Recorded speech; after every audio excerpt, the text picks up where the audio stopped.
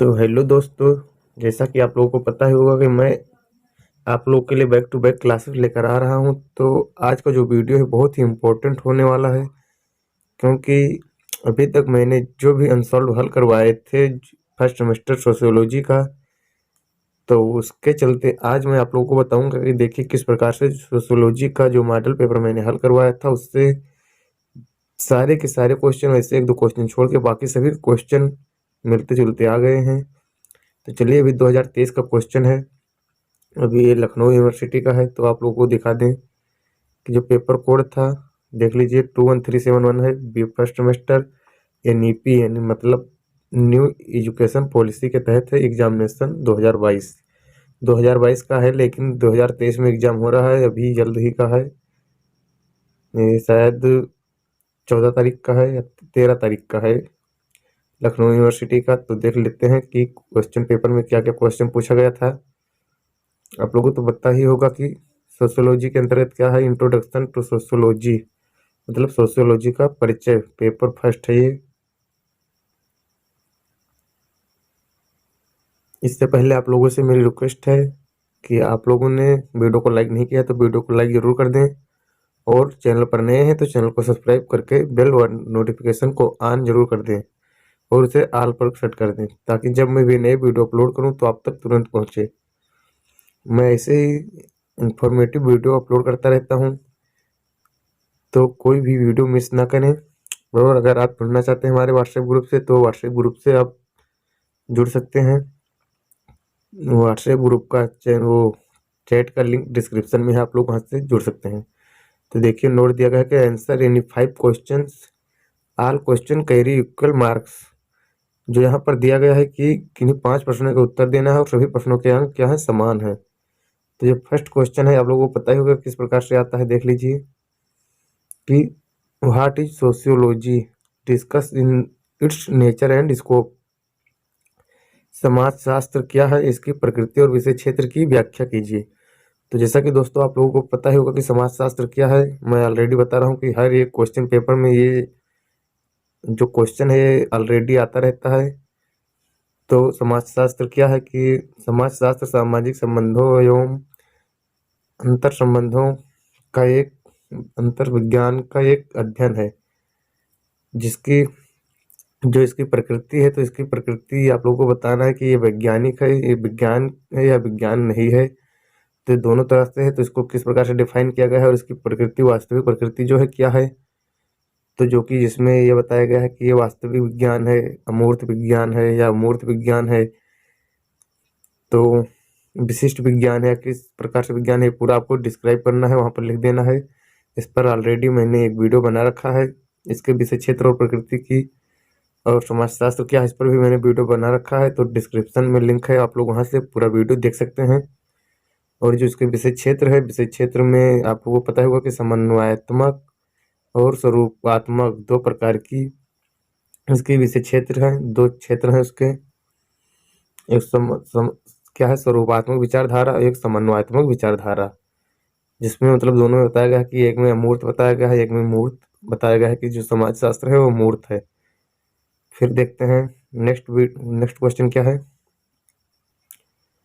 दूसरा क्वेश्चन क्या है कि define culture, discuss the basic feature.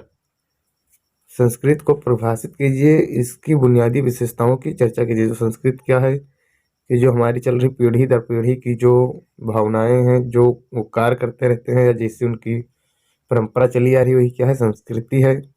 इसकी बुनियादी विशेषताओं की चर्चा कीजिए। जो बुनियादी विशेषताएं इसकी क्या होती हैं, तो उस पर आपको चर्चा करना है। आप अपने शब्दों में भी लिख सकते हैं, और इसका आंसर, हर एक क्वेश्चन का आंसर मिनिमम आपको 800 शब्दों में देना है, यानी कि आपको 4 पेज मिनिमम भरने हैं, 4 या 5 पेज, इससे कम का नहीं होना चाहिए। तो देखते हैं फिर नेक्स्ट क्वेश्चन क्या है कि what do you mean by civilization and discuss its feature. सभ्यता से क्या आशय है और उनकी विशेषताओं की व्याख्या कीजिए। तो सभ्यता आप लोगों को पता ही होगा कि सभ्यता भी एक पीढ़ी दर पीढ़ी चली आ रही प्राचीनतम क्या है कि एक परंपरा है, जिसमें हम लोगों को ये बताया जाता है कि हमारी सभ्यता कैसी होनी चाहिए। और सभ्यता के अनुसार हमें किस प्रकार से रहन सहन, हमारा वेशभूषा और हमें किस प्रकार से बिहेवियर, अपना व्यवहार रखना चाहिए। तो ये सब होता है सभ्यता की। जैसे एक स्टूडेंट को कैसे रखना चाहिए, कैसे कपड़े पहनने चाहिए, कैसे खड़े होने चाहिए, एक अधिकारी है उसको कैसे खड़ा होना चाहिए, जो एक किसान है उसकी वेशभूषा कैसी होनी चाहिए। तो ये सब अपना सभ्यता के अंतर्गत आता है। फिर देखते हैं चौथा नंबर क्वेश्चन कि define community, differentiate between association and community. क्या है कि समुदाय को परिभाषित कीजिए, समिति एवं समुदाय में अंतर स्पष्ट कीजिए। तो समुदाय क्या होता है कि किसी एक निश्चित क्षेत्र में रहने वाले व्यक्तियों की जो एक निश्चित क्षेत्र होता है उसमें रहने वाले व्यक्तियों में समानता, समान सामाजिक विचार, समान प्रथाएं तथा एक दूसरे के प्रति क्या अपनेपन की भावना उत्पन्न होती है। तो सामान्य जीवन में सामान क्या है, विशिष्ट क्षेत्र से क्या होता है कि भावना से समुदाय का जन्म होता है। तो उसे क्या समुदाय कहते हैं। आप लोगों को पता होगा कि समुदाय का अर्थ क्या होता है। समुदाय का अर्थ कम्युनिटी, यानी कि कम्युनिटी दो शब्दों से मिलकर बना है, लैटिन शब्द के कम प्लस म्यूनिटी, जिसमें कम का अर्थ होता है टुगेदर यानी कि एक साथ, और म्यूनिटी म्यूनिस का अर्थ क्या होता है सर्वाइविंग का मतलब एक साथ सेवा करना। फिर समिति एवं समुदाय में अंतर क्या है। तो समिति क्या होती है कि समिति, वैसे कि दोस्तों समिति व समुदाय में अंतर नहीं, समिति एवं संस्था का अंतर आता है, समुदाय में आ गया है, लेकिन आपको इसमें लिख देना है कि समिति क्या होती है। समिति एक निश्चित लक्ष्य के लिए बनाया जाता है, जबकि समुदाय है, समुदाय एक निश्चित क्षेत्र में अपने रहन सहन के लिए बनाया जाता है, अपने जीवन यापन के लिए एक अलग काबिला तैयार होता है।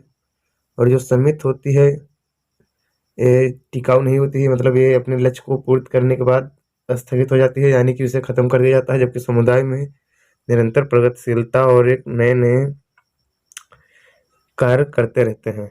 तो ये थे समुदाय और समिति में अंतर। आप लोगों को अगर डिटेल में चाहिए तो इस पर मैं वीडियो बना दूंगा, आप लोग देख लीजिएगा। फिर देखते हैं पांचवा नंबर क्वेश्चन क्या है। Discuss the practical significations of sociology. समाजशास्त्र के व्यवहारिक महत्व की व्याख्या कीजिए। जो समाजशास्त्र का है वो महत्व क्या है। तो ये बहुत ही इम्पोर्टेंट क्वेश्चन है कि समाजशास्त्र का जो व्यवहारिक महत्व है वो क्या होता है। तो समाजशास्त्र का बहुत ही महत्व है, क्योंकि समाजशास्त्र क्या है, अपने समाज के रहन सहन और समाजशास्त्र के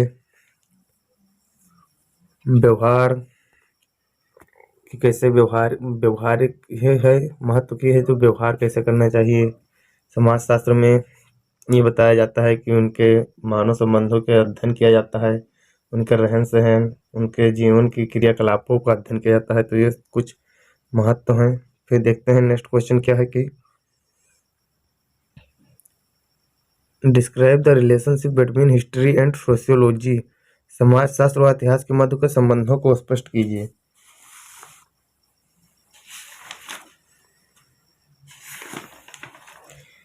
तो जो कि समाजशास्त्र और इतिहास का घनिष्ठ संबंध है, क्यों है, क्योंकि इतिहास में क्या होता है कि बीती हुई घटनाओं का अध्ययन किया जाता है, जबकि समाजशास्त्र में क्या होता है कि इतिहास में जो सामाजिक परिवर्तन थे या समाज का कैसा रहन सहन था वो समाज का अध्ययन किया जाता है।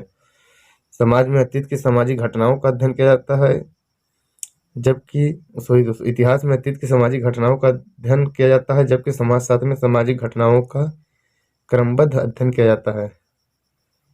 और क्या होता है ना कि इतिहासकार समाज की अतीतकालीन घटनाओं का कार्य संबंधों की व्याख्या करता है, जबकि समाजशास्त्र उन घटनाओं को वर्तमान में आपातकालीन परिस्थितियों की पृष्ठभूमि में करता है। तो ये सब कुछ थे संबंध।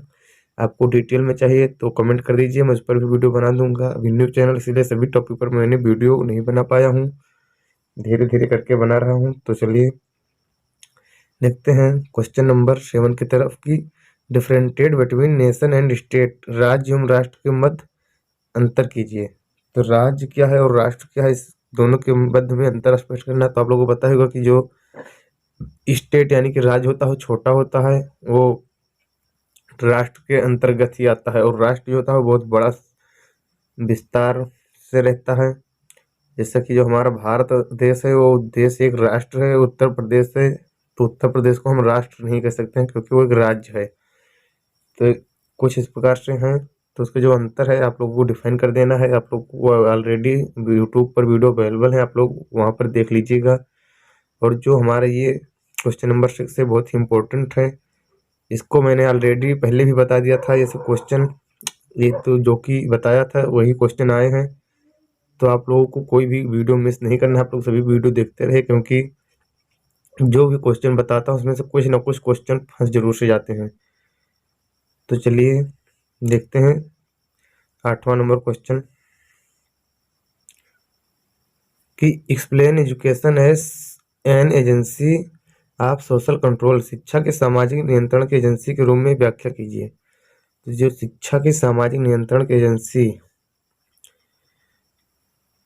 के रूप में व्याख्या कीजिए, बहुत ही टफ क्वेश्चन ये आ गया है, बहुत ही इम्पोर्टेंट है। और वैसे कोई ज़रूरी नहीं, क्योंकि ये टॉपिक में तो मैंने नहीं देखा है कि शिक्षा के सामाजिक नियंत्रण कहाँ से क्वेश्चन आ गया है, लेकिन अगर आ गया तो उसको आपको पढ़ना जरूर पड़ेगा। लेकिन ये कोई इम्पोर्टेंट है नहीं, इससे आप इग्नोर भी कर सकते हैं। फिर देखिए define multiculturalism differentiate between cultural pluralism and multiculturalism. बहुल संस्कृतवाद को परिभाषित कीजिए। संस्कृत बहुलवाद व बहुल संस्कृतवाद में अंतर स्पष्ट कीजिए। तो क्या है, ये भी बहुत इम्पोर्टेंट क्वेश्चन है, आप लोगों को ये भी तैयार कर लेना है। लेकिन ये क्या है, आपको जो सबसे लास्ट में चैप्टर है उससे क्वेश्चन आया है, तो इसको आप लोग देख सकते हैं। और फिर जो 10 नंबर का क्वेश्चन है ये भी बहुत इंपॉर्टेंट होने वाला। क्या है, by primary groups first mean those characterized by face to face association and cooperation. Explain. प्राथमिक समूहों से मेरा तात्पर्य उन समूहों से जो आमने सामने के संबंधों और सहयोग में परिभाषित है, व्याख्या कीजिए। तो जो प्राथमिक समूह होते हैं उनमें क्या होता है कि आमने सामने के संबंध तो स्थापित होते ही, ये तो बिल्कुल सही बात है, लेकिन क्यों होते हैं इसको आपको परिभाषित करना है। तो ये बहुत ही इम्पोर्टेंट क्वेश्चन है। तो इसके लिए आपको क्या करना है कि जो प्राथमिक समूह होते हैं उनमें क्या होता है कि वह आकार और महत्व के आधार पर क्या होता है, सदस्यों में पाए जाने वाले संबंधों की प्रकृति पर आधारित होते हैं। जो हमारे एक महान वैज्ञानिक थे कोल्ले हुए, इस वर्गीकरण को लगभग सभी समाजशास्त्रों से सबसे अधिक वैज्ञानिक मानते हैं।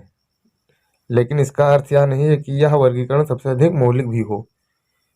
तो जो उन कुछ इस प्रकार से बताया है कि जो प्राथमिक समूह होता है वह विशेषकर आमने सामने का ही होता है, क्योंकि उसमें जो उनके सदस्य होते हैं उनमें कोई सी प्रकार का दिखावा नहीं होता है। उनका संबंध जो होता है वो आंतरिक और घनिष्ठ होता है। और उन समूहों का क्या होता है कि हमारे ऊपर बहुत अधिक प्रभाव पड़ता है, क्योंकि इन समूहों के नियमों का हम कभी भी अवहेलना करना नहीं चाहते हैं। तो कुछ इस प्रकार थे। इसी के साथ हम वीडियो को ख़त्म करते हैं, मिलते हैं नेक्स्ट वीडियो में। मैं आप लोगों को नेक्स्ट वीडियो में समाजशास्त्र का जो प्रकृति है उसके बारे में वीडियो बनाऊंगा। आप लोग अगर देखना चाहते हैं तो चैनल को सब्सक्राइब जरूर कर लें। और अगर यदि कोई आपका फ्रेंड बीएससी कर रहा है तो उसको भी ये वीडियो शेयर कर दीजिएगा, क्योंकि मैं ऑलरेडी बीएससी पर ही वीडियो अपलोड करने वाला हूँ। तो चलिए मिलते हैं नेक्स्ट वीडियो में, तब तक के लिए जय हिंद जय भारत।